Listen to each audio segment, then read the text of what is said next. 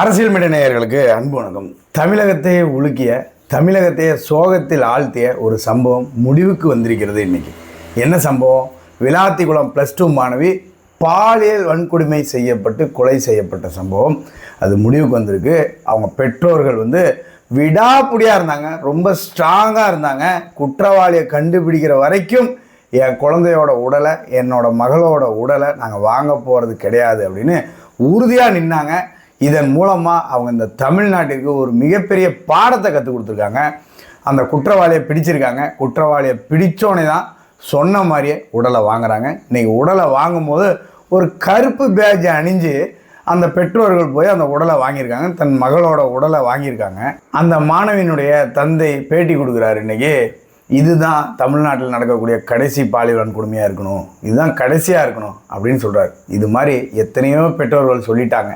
திமுக ஆட்சியில் இது நின்ன பாடு கிடையாது, சட்டம் ஒழுங்க சரி செஞ்ச பாடு கிடையாது இந்த திராவிட மாடல் அரசு. மகள்களை பெற்ற அப்பாக்களுக்கு மட்டும்தான் தெரியும் இந்த திமுக ஆட்சி எவ்வளவு கொடூரமானது, எவ்வளவு கொடூரமான ஆட்சியாக இங்கே நடந்தது அப்படின்றது மகள்களை பெற்ற அப்பாக்களுக்கு மட்டும்தான் தெரியும். நம்ம பேசிகிட்டு இருக்க இந்த நேரத்தில் திருவள்ளூர் மாவட்டம் ஆவடியில் ஒரு பெண் தற்கொலை முயற்சி. ஏன்னு கேட்டிங்கன்னா அதுக்கும் இந்த திமுக தான் காரணம். அந்த பெண்ணே சொல்லியிருக்காங்க இந்த திமுக தான் காரணம், இந்த திமுக அமைச்சர் தான் காரணம், இந்த திமுக அமைச்சரின் மகன் தான் காரணம் அப்படின்னு அந்த பெண் வீடியோ மூலம் பேசி வீடியோ வெளியிட்டிருக்காங்க. யார் அந்த அமைச்சர்? ஆவடி நாசர் தான், திமுக அமைச்சர் தான். என்ன பிரச்சனை? தன் கணவன் தன்னை கொடுமைப்படுத்துவதாகவும் தன் கணவனுக்கு உடந்தையாக பக்கபலமாக திமுக அமைச்சர் ஆவடி நாசர் அவர்களும் ஆவடி நாசர் அவர்களின் மகனும் இருப்பதாக அந்த பெண் வீடியோவில் பேசியிருக்காங்க. எவ்வளவு பெரிய துயர சம்பவம் நடந்தாலும் இந்த திமுக அடங்குதா? இந்த திமுக திருந்துதா?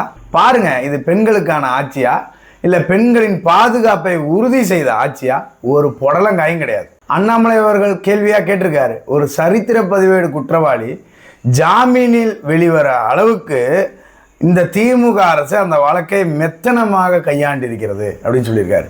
அது மட்டுமா, ஒரு சரித்திர பதிவேடு குற்றவாளி ஜாமீனில் வெளிவரான்னா அவனை ஃபாலோ பண்ண வேணாமா, அவனை கண்காணிக்க வேணாமா அப்படின்னு அண்ணாமலை அவர்கள் கேள்வியாக கேட்டிருக்காரு. இந்த விளாத்திக்குளம் சம்பவத்தில் அந்த சிசிடிவி ஃபுட்டேஜ், அதாவது ஒரு காற்றாலை இருக்கு, அந்த காற்றாலையில் இருக்க சிசிடிவி ஃபுட்டேஜை வச்சு பிடிச்சிருக்காங்க குற்றவாளியை. அந்த சிசிடிவி ஃபுட்டேஜை பார்க்கறதுக்கு உங்களுக்கு 10 நாளா அப்படின்னு தமிழக காவல்துறையை பார்த்து அண்ணாமலை கேள்வியாக கேட்குறாரு. யார்கிட்டையாவது பதில் இருக்கா? யார்கிட்டையும் பதில் இல்லை. இன்னைக்கு அந்த குற்றவாளி வாக்குமூலம் கொடுத்துருக்கான். நான் இந்த சம்பவம் செஞ்சுட்டு 4-5 நாள் அதே ஊரில் தான் இருந்தேன்னு அந்த குற்றவாளி வாக்குமூலம் கொடுத்துருக்கான். இந்த லட்சணத்தில் ஆட்சி நடத்திக்கிட்டு திமுக இப்போ என்ன பிளான் பண்ணுதுன்னா, எப்பட்றா இந்த பிரச்சனையெல்லாம் டைவெர்ட் பண்ணலாம், எப்பட்றா மக்களை இந்த பிரச்சனைகளை இல்லாமல் இந்த பிரச்சனையை பற்றி சிந்திக்க விடாமல் வேற பிரச்சனை எப்பட்றா கிளப்பி விடலாம், வேற பக்கம் மக்கள் சிந்தனை எப்படி மாற்றலாம் அப்படின்னு பிளான் பண்ணிட்டு இருக்கு இந்த திமுக. எதுக்குங்க நம்ம திமுக ஓட்டு போடணும்? நம்மளுக்கு என்ன செஞ்சிருக்கு? இந்த தமிழ்நாட்டுக்கு என்ன செஞ்சது திமுக? எத்தனை பேருக்கு வேலை வாய்ப்புகளை ஏற்படுத்தி கொடுத்துருக்கு? எத்தனை கம்பெனிகளை இந்த தமிழ்நாட்டுக்கு இந்த கடந்த 5 வருஷம் ஆட்சியில் கொண்டு வந்திருக்கு இந்த திமுக? எத்தனை கல்லூரிகளை கொண்டு வந்திருக்கு திமுக? ஏதாவது ஒன்று சொல்ல முடியுமா? அதாவது கொலை, கொள்ளை, கற்பழிப்பு, பாலியல் பலாத்காரம், வழிபறி, செயின் பறிப்பு, இந்த மாதிரி குற்றங்களை தவிர திமுக ஆட்சியில் நடந்த சாதனைகள் என்ன? திமுக ஆட்சியில் நடந்த நல்ல விஷயங்கள் ஏதாவது இருக்கா? ஒரு புண்ணாக்கும் கிடையாது. அப்புறம் எதுக்குங்க நம்ம திமுக ஓட்டு போடணும்? விடியாத ஆட்சி, அதற்கு விளாத்திக்குளமே சாட்சி, விளாத்திக்குளமே சாட்சி. அதனால பொதுமக்கள் நன்றாக சிந்தித்து உங்களுடைய வாக்கை போடுங்க, உங்களுடைய ஓட்டை போடுங்க.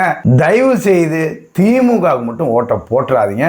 அப்புறம் நீங்க மட்டும் இல்லை, உங்களுடைய குழந்தைகள், உங்களுடைய பேர குழந்தைகள் எல்லாத்தோட வாழ்க்கையும் நாசமாயிரும். அவ்வளவுதான் நான் சொல்லுவேன். அதே மாதிரி பாரத பிரதமர் திரு நரேந்திர மோடி அவர்கள் முந்தைய காங்கிரஸ் ஆட்சி காலத்தில் அவங்க கடை வாங்கியிருக்காங்க, ஊருப்பட்ட கடை வாங்கியிருக்காங்க. அதையும் இதையும் வாங்கி கடனை ஃபுல்லாக வாங்கி இந்த நாட்டை குட்டிச்சவராக்கி வச்சிருச்சு காங்கிரஸ் அரசாங்கம்.